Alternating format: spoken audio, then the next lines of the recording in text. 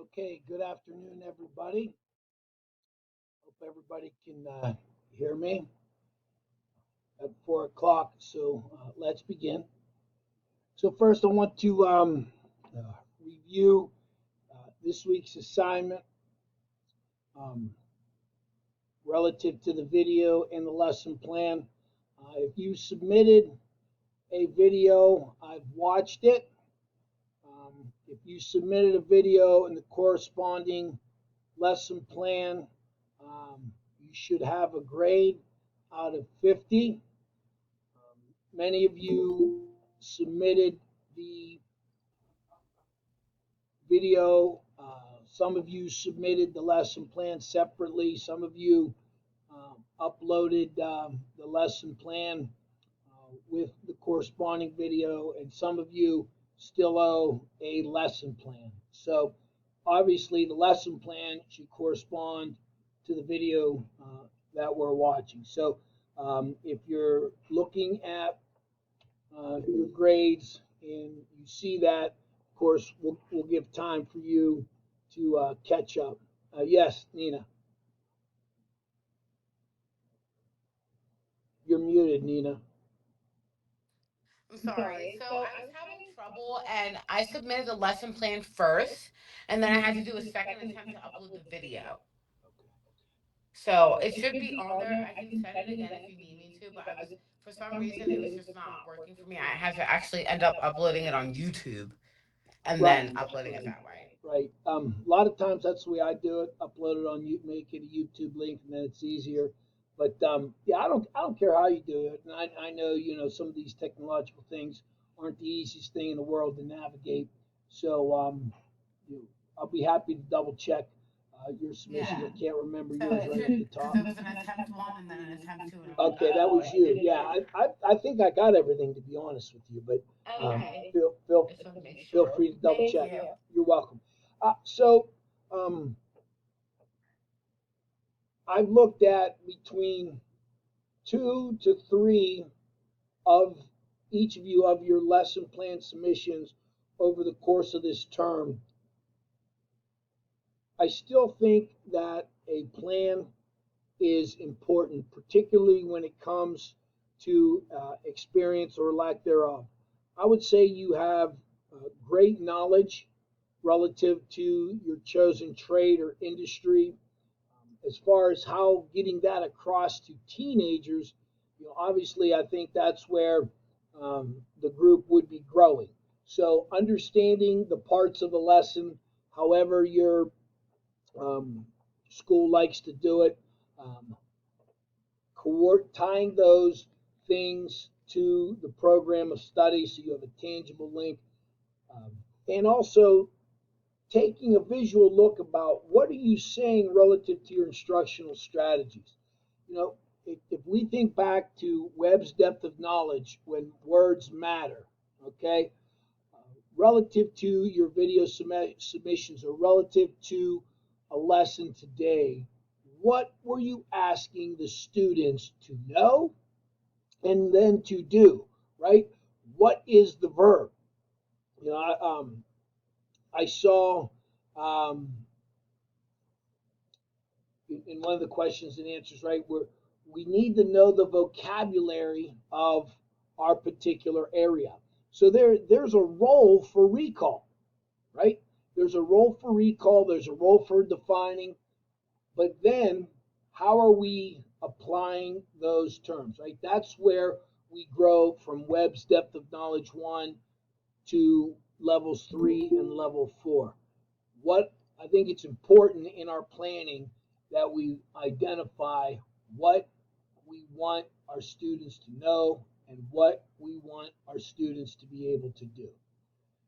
So if you struggled with the upload of the lesson plan and you're still struggling, if it's easier for you, you can just email me.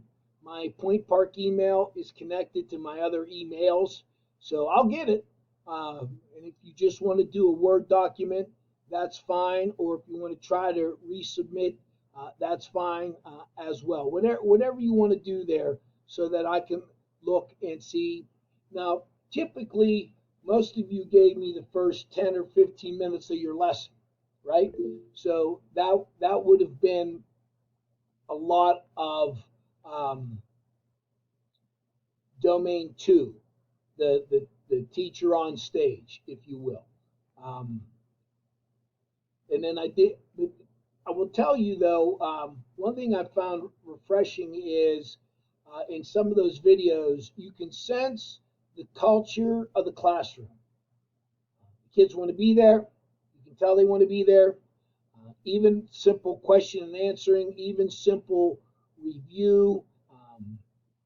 When I want to call it a healthy competition for answers. So when many of you are asking Socratic questions, right? They need to think beyond recall. Now they need to take it and apply, giving them different scenarios, and they're competing for engagement. I think that's a healthy competition. And in a day and age where sometimes I think that public education becomes a battering ram, I think that it's rather refreshing to see from all over the state just a lot of good things happening, particularly by people who had a nice job, who had a nice trade, and they've decided to embed themselves here in the world of CTE and help out these kids.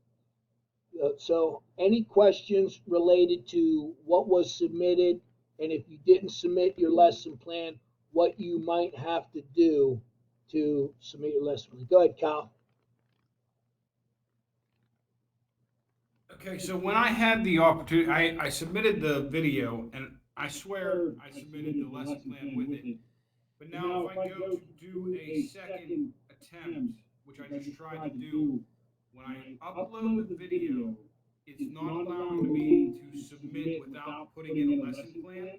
Now, the lesson plan that I'm using is the same one I submitted for lesson, I think it was week number 4. I actually taught that lesson that I submitted for week number 4. I planned the schedule out that way. If I say I went to submit the lesson plan and the video was no longer up, would that be okay, or do I have to figure out a different way?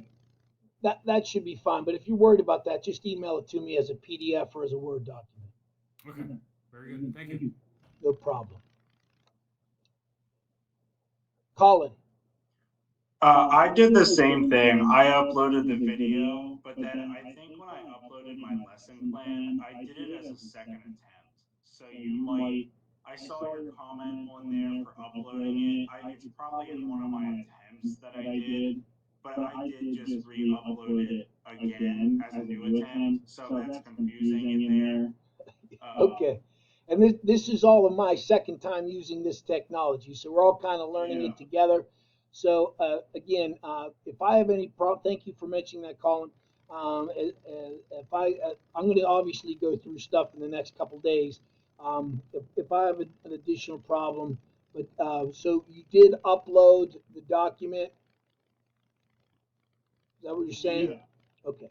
Yeah, I uploaded my Word doc, which is my lesson plan. All right. But it's probably as a second attempt. All right, we'll look at that and we'll see that. And if there's a problem, you and I can communicate one-on-one.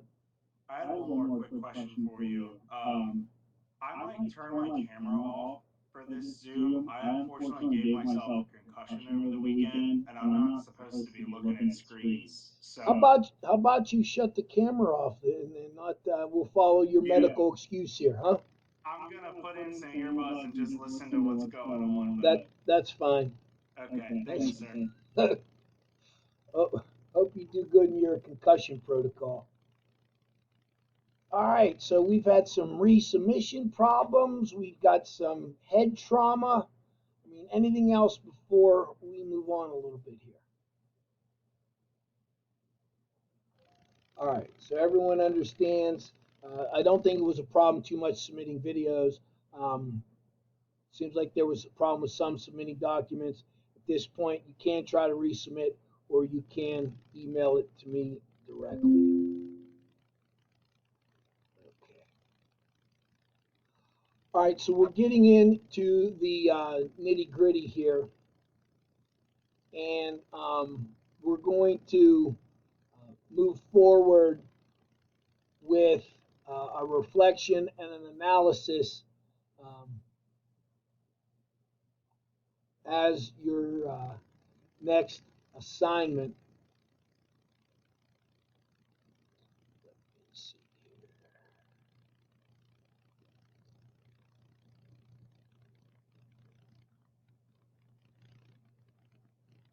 Okay, so I'm already seeing a discrepancy here between the syllabus and the assignment. So if you give me one moment here, I want to make sure they say the same thing so that everyone's on the same page. What happened is, again, learning this software myself, I got to change things in 3 different sections in order for it to come into the right spot.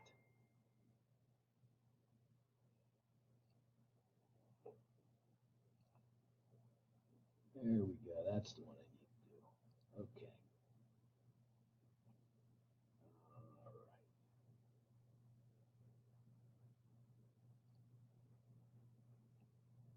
We want, yeah, reflection and assessment. There we go. Okay.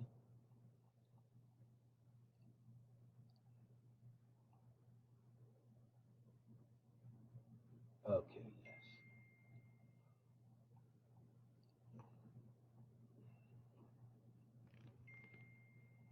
All right.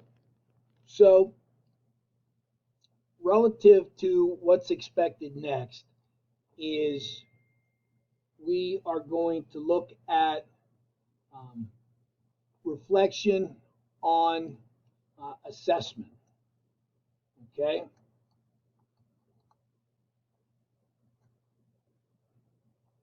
And so I want to preview that with you.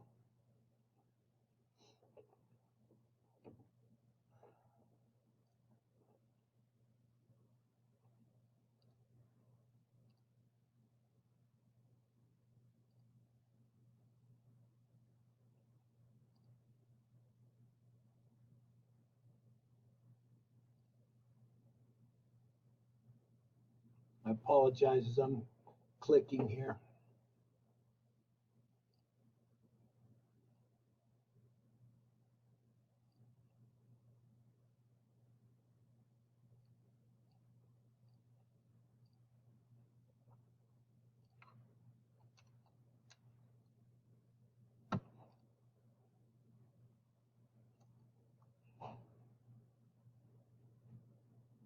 Okay, there we go.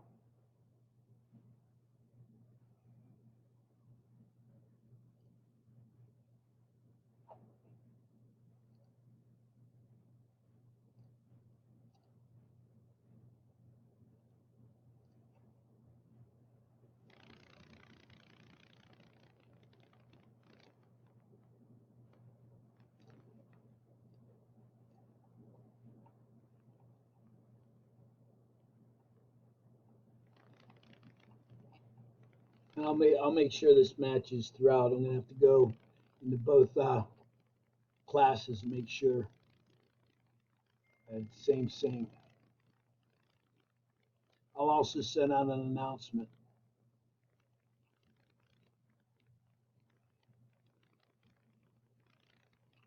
All right. So where we're headed with this relative to assessment is we're going to reflect on the assessment and the feedback that you give to students. You're going to watch the power of feedback, formative and summative assessments, what's the difference, and the complimentary webinar here. Okay. You're going to create a document that addresses the following. John Hattie's research emphasizes that feedback needs to be carefully considered to be effective. It's not just about providing feedback, but how students receive and interpret it. How How does your effective feedback answer three quick key questions? Where am I going? How am I going? And where to next? Second, what's the role of formative assessment in your classroom? Now, what I will tell you is a lot of your lessons, as I watch them, demonstrate formative assessment. Um, you're asking questions for understanding, seeing what the students might know. But I'm curious to see outside of that little snapshot, what else do you use for the role of formative assessment? And then last, on this first part here, Jay McTighe advocates for performance-based assessment, which is right up CTE alley. Everything you do is performance and is authentic. So this should be a layup for CTE teachers. He also advocates that assessment represent a portfolio of student experience rather than a snapshot. How does CTE lend itself to performance assessment, i.e., provide a recent example in your classroom? So let's talk about that a little bit. A snapshot, right? Boom, we take a snapshot right now. That's one moment in time, okay? When we say our portfolio of assessment over a 9-week period, how many snapshots have you taken and therefore can provide a grade that's associated with the student's level of achievement? So, what are your practices creating a portfolio of experience rather than a snapshot? And you'll upload that as a Word document or a PDF. So we are going to reflect upon your habits.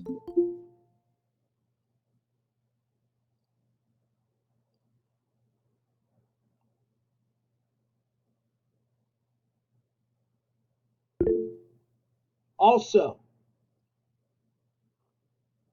go ahead, Heather. Sorry, I just wanted to clarify, 'cause I know you said there was a discrepancy from like the syllabus to the module assignment, which is what you're going over now. I already like wrote that reflection paper. Is that used for anything then, or is that You're good. I'm not going to make you do something twice because I didn't have it all the same. okay? All right, thank you. You're welcome. You're welcome. Um, so relative to this snapshot versus a portfolio of experience, can somebody provide me with an example of their classroom and how they have multiple snapshots creating a portfolio rather than just a snapshot and grading them off of that?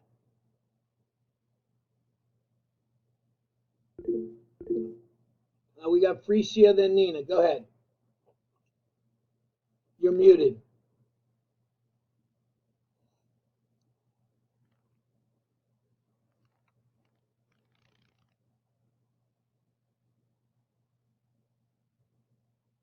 Go ahead, Frecia. Oh, can't hear? All right, Nina, go ahead. So when you say snapshot, like what do you mean? Just like little Okay. snippets or So, no, it could be. So, let me explain it again. So, a snapshot is a portfolio, or excuse me, a snapshot is one moment in time. If I have several pictures, let's say, right now I have a portfolio. The idea is, you know, you've got to assess them more than once. You can't just assess them one time over 25% of the school year and think you have an accurate reflection of their assessment. So, okay. and what I'm talking about there, that's the role of summative assessment. We should be using formative assessment in all of our stuff, right? Every day we're learning where kids are and we're providing them feedback, right? And that's going to be part of what you do. But relative to performance-based assessment and relative to providing a portfolio, like for example, so far over the course of the year, can you tell me how you've graded students? What have you done? Like I do like a skills assessment and then I typically will do like a written assessment or an online assessment. They're having their first project now that I actually make them record record themselves and show me in diagrams with pictures and kind of like what I when I uploaded like the pictures that I did on the whiteboard with the string and the drawing. So I kind of use that as assessments because they have to be able to explain it to me and show me that they know what degree the haircut's going to be, which way are they directing the hair, are they over directing, are they is it going to match the facial shape and things like that. So I kind of assess them in that way too. I don't really have like a set way how I kind of assess them. It's just different throughout the year. We do have to do a portfolio, but they also do a lot of projects that include like recording themselves and then doing a voiceover and explaining what exactly that they're doing, and then they also do a write up. So, for example, we're coming into the end of the first 9 weeks. How many times have you summatively, that is, it's right or wrong, summatively assessed your students? Oh my gosh, probably at least 6 or 7. There you go. Then you have a portfolio of 7 snapshots per se. Allie, go ahead. So what I like to do is I usually like to start out with a pre-test, just kind of gauge where they're at with the information, and then I usually teach the lesson over several days. I often refer back to certain areas of the lecture that we talked about to kind of just reiterate what I taught. And then for my program of study, most of my lessons do have some sort of physical hands-on. In addition, so sections of my program of study, I might only be able to assess them written. But there is, a few hands-on things that I can also grade them on for that. But regarding the written assessment, I usually will have them grab dry erase boards, and we usually try to review before any upcoming exam. They don't have anything out on their desk except their whiteboards and their dry erase markers. And I'll ask questions about the material, and they write their answer on the whiteboard and they hold it up. And that's how I'm able to see that they are retaining what I taught them. And if they're maybe incorrect or not in the right ballpark, I'll ask questions and prompt them more to think about it. And then they'll be like, oh, and then they'll erase it, and then they'll hold their board up and they'll get it. So I like to do that just to kind of prepare them for the test. It just shows that they know what I'm talking about. They retain what I taught them. And then they're less stressed going into the exams then, because they're like, oh, okay, I remember, I know this. So you've given examples of how you pre-assess. The whiteboard is formative assessment. And then as far as it is right or wrong summative assessment, how many times have you done that so far?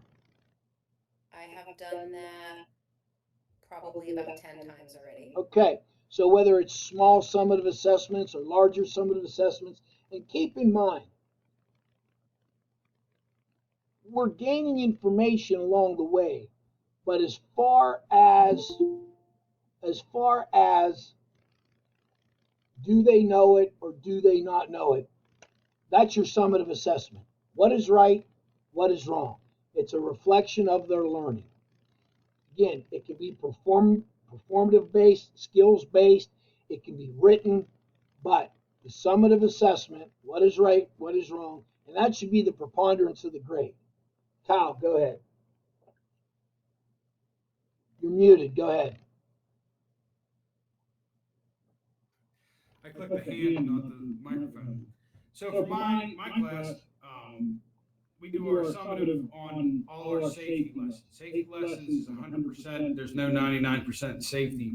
But mostly for the first trimester, it's mostly almost, are you involved in class? It's a daily grade.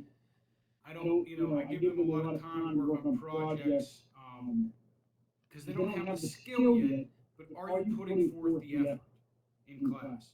Now, once we get further in, I want to see the skills start to build as we go along. So I more give, most of my first trimester is a daily grade. Well, this is mostly for my first year students.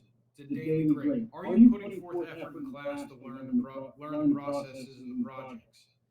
And as we get further along down the road, now you're going to start to have to be more accurate and kind of easing into that accuracy, and I just want to see effort and learning at this point. So, there is a role for work ethic per se, and then hopefully their work ethic is generating products and performance that's at a proficient level per your judgment. And then that would be your summative assessment. Nina, another question?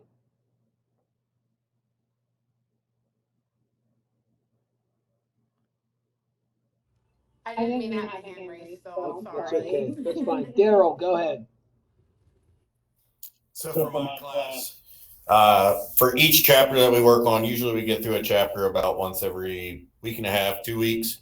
The first thing I'll do is I'll give them like a practice of whatever chapter it is. I'll come up with some questions to gauge their understanding of it to start with.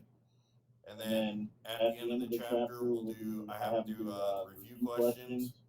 So that way I can gauge where they're at. Then we review that. Then we'll turn around and I'll give them an actual test. It's either you got it or you didn't, as far as the classroom portion. And probably the next day after we reviewed it. And then I have a bunch of job sheets that I do to gauge where they're at in the shop itself. That go for each lesson plan, and we'll go through. And the job sheets are graded based on, did they know the information? Did I have to give them any guidance on it? Were they prepared for class, like safety wise and things like that? So I think we're up to we're on week 8. So I've done at least 8 of those, and probably about 16 job sheets. So mine get tested quite often. And again, if you're doing that quite often, then you are providing multiple opportunities for students to be successful. You're providing multiple opportunities on different knowledge and skills, multiple opportunities on different parts of the program of study, and therefore you can make a fair judgment. Yes, because last year, at the end of last year, I kind of gave like an end of year questionnaire about, what would you like to see change? And most of them were, well, we'd like to see more more graded things, so that way each graded thing doesn't weigh us down as hard if we mess up. And so I took that to heart and started making more things, testing for grades, so that way they can get more point value. Okay. Any other comments on how do you perform summative assessment to make sure your students have ample opportunities to prove themselves successful? Go ahead, Merle.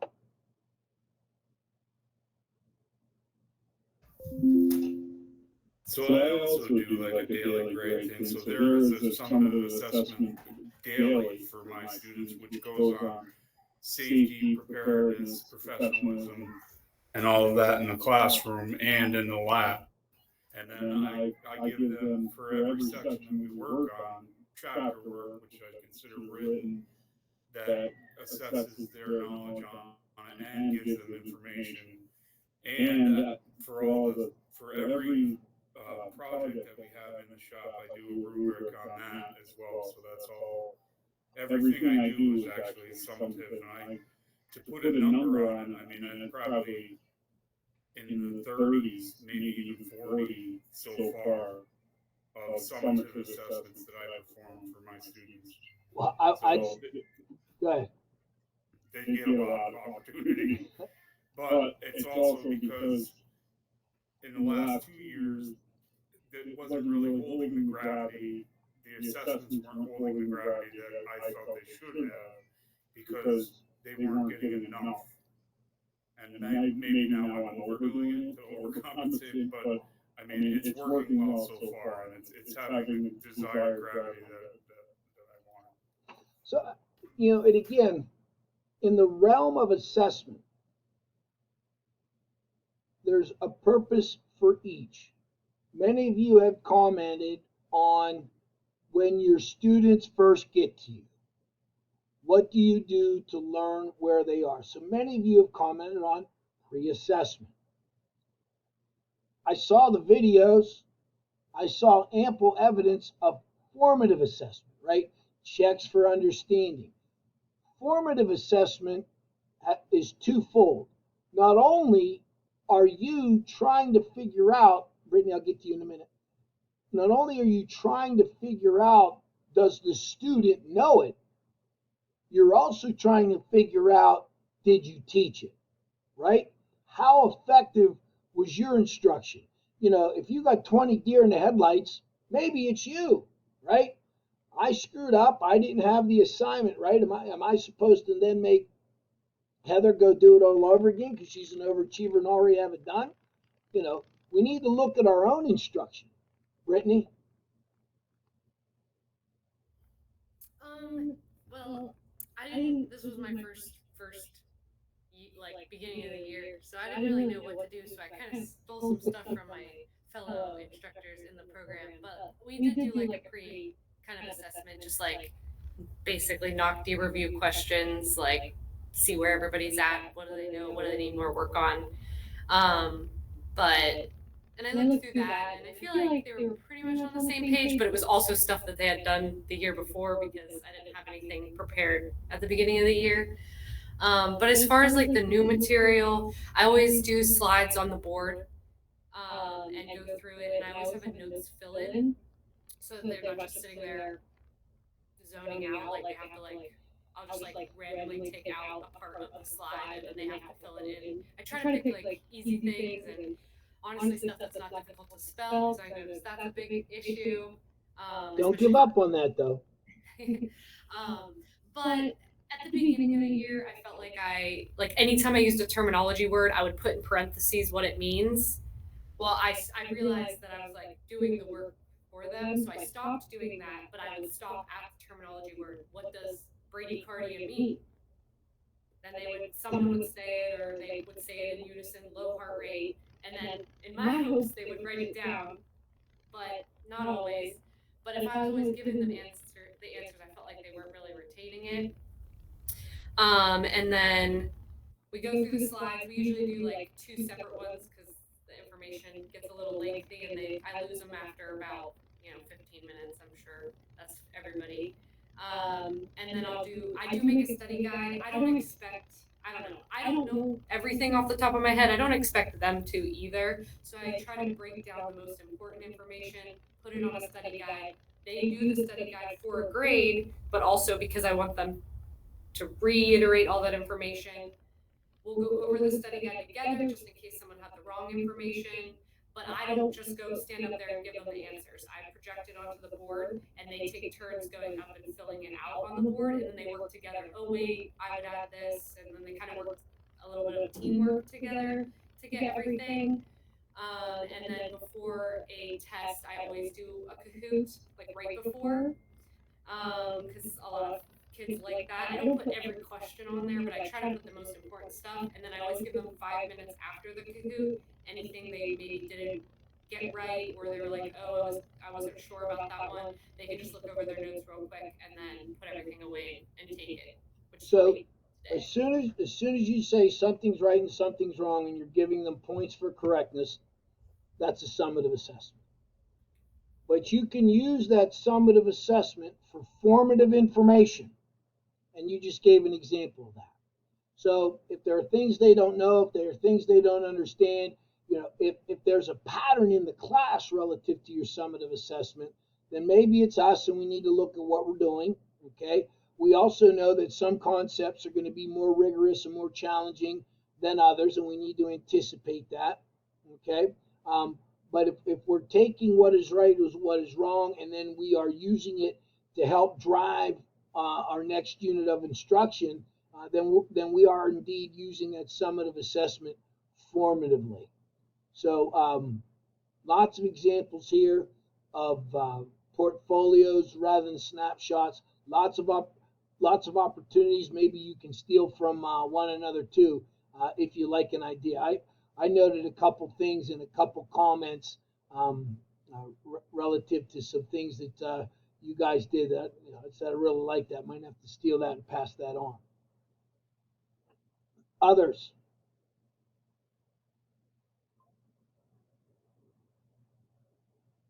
Okay.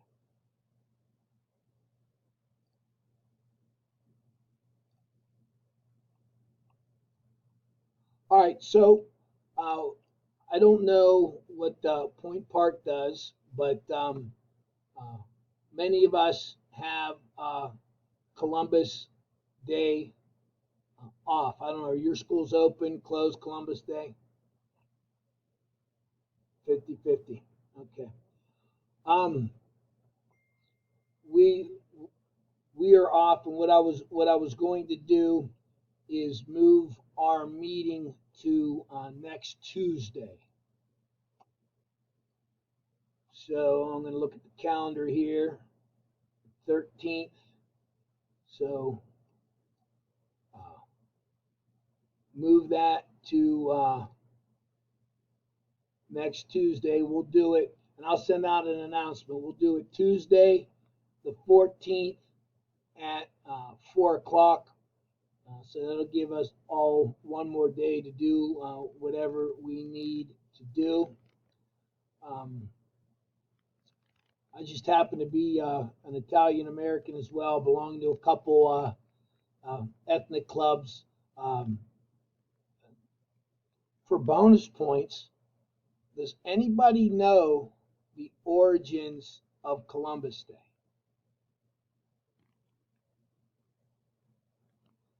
So it was in the 19th century, and a group of Italian Americans were attacked. Okay, and they were attacked because they were Italian. So it was supposed to be, I think the president was Benjamin Harrison. And it was supposed to be a one-shot deal the very next year to do a one-time Columbus Day, but it kind of caught on. I don't know. Give us Italians an inch, we're going to take a mile. Cataranza, did you marry a Paisan? Are you Italian? Catanzaro. Oh, sorry, I don't know why I didn't recognize my last name. Catanzaro, yeah. I just got married and changed my names. I feel like I already. There you go. Yeah, there you go. I am Italian, Irish Italian. I look more Irish. And my new last name is Davis, so. Okay. So my last name you can see on the screen is Rich, but in the old country it's Riccio. You know, when some ancestors, and it's just another story of America, right? We're all a melting pot. When they came over here, they wanted their name to sound more American, so they put a little H on there. So I'm not going to be marching in any Columbus Day parades or anything, but since our school has it off, I do have, to be honest with you, I got a small honey-do list that I know she's going to want done before around the yard before things get too cold. So I'm going to move that meeting next Tuesday. And then the following, and just to preview the assignment. So once again, when we get to Unit 8, we don't meet after Module 8, right? So on Module 8, you'll have an assignment that's a reflection on the course, and then you'll have a journal, right? So that'll be your 25 and 10. So once we meet on Module 7, that should be about it. And also, look, the due dates are pretty quick. I believe they're on like either a Friday or a Wednesday, or a Monday and a Wednesday, something like that, coming up for Module 8. So I would encourage you to preview those things. Heather, maybe a couple others, were early achievers on the Module 7.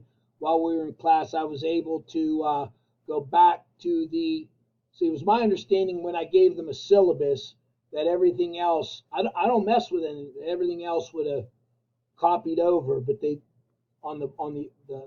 there's been a couple times this term where what's on the syllabus didn't match the assignment because I changed it from last time. So that's a live and learn on my end. As I said, this is my second term as an instructor here, so I'm kind of green at this, just like you're green at that. With people having to turn in some lesson plans, I was going to give the last part of this class just time to do so, not necessarily stay on the meeting. Are there any questions relative to turning in your lesson plan? Any questions on reflection on assessment? It says right there what to do. I'll send out an announcement. Just follow and basically answer the questions of what it has to say. Okay? Kyle, go ahead. So I went in real quick and I sent you an email, and I also submitted it. But for some reason, I can't submit a lesson plan and a video at the same time, so the video is no longer on there. Do you want me to take that off? Okay. Just don't. I don't know why that's screwing up either, because in earlier things we were able to do multiple. Yeah, please make sure your name's in the chat. We were able to do multiple uploads, and I'm just going to say I'm not good enough at Canvas to figure out why that is. So you already commented on the video, so I figured that as long as I get the lesson plan, yeah. So